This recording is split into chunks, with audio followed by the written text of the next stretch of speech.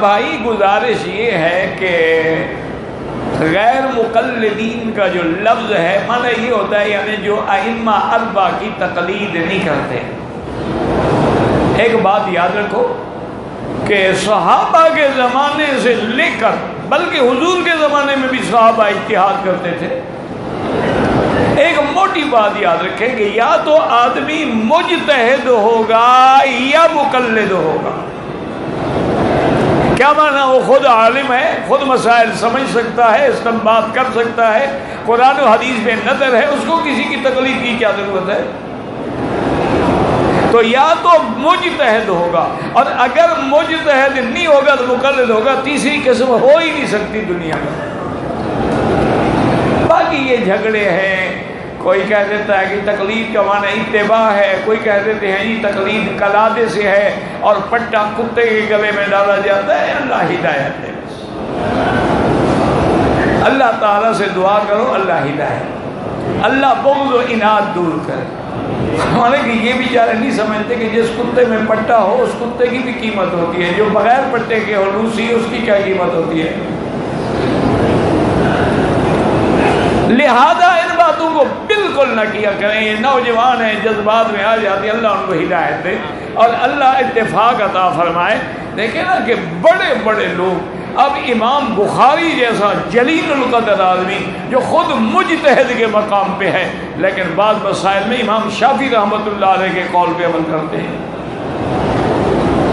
اسی طرح جو نواب صدیق حسن خان تھے، بہت بڑے عالم بھی تھے اور اہل حدیث علماء میں سے تھے، انہوں نے کتاب لکھی الحتہ، اس میں انہوں نے لکھا ہے کہ یہ 6 کے 6 محدثین جو ہیں بخاری، مسلم، ابن ماجہ، ابی داؤد، نسائی، یہ سب کے سب کسی نہ کسی امام کے تقلید کرتے ہیں۔ اس کے بغیر میرا بھائی حل ہی کوئی نہیں۔ ابھی آپ نماز پڑھیں گے ایک امام کے پیچھے جو کھڑے ہیں یہ تقلید نہیں تو کیا ہے؟ جب وہ جھکے گا تم جھکو گے، جب اٹھے گا تو اٹھو گے، اور جب سجدے میں جائے گا سجدے میں۔ یہی تو سکھایا جاتا ہے ہمیں کہ کسی ایک کے پیچھے چلنا ہے۔ وہ ایک بڑا مشہور واقعہ ہے نا، مولانا ثناء اللہ امرسری تھے، اللہ رحمت فرمائے، اہل حدیث کے بڑے علماء میں سے تھے، بڑے بڑے لوگ تھے۔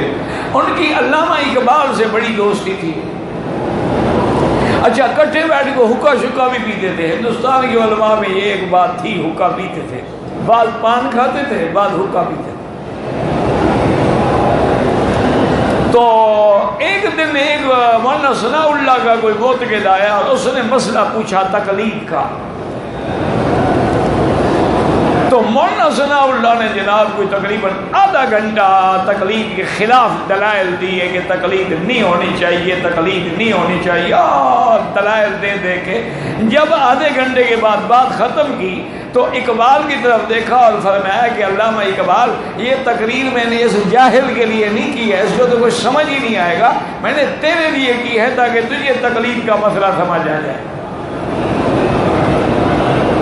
علامہ اقبال نے فرمایا کہ مولانا، مجھے تو آپ کی تقریر کے بعد یہی سمجھ آیا ہے کہ تقلید چھوڑ دیں تو کیوں صلاۃ بے امام، وہ کیفیت ہو جائے گی جیسے نماز تو ہو لیکن امام نہ ہو، کوئی رکوع میں پڑا ہوگا، کوئی سجدے میں پڑا ہوگا، کوئی کھڑا ہوگا۔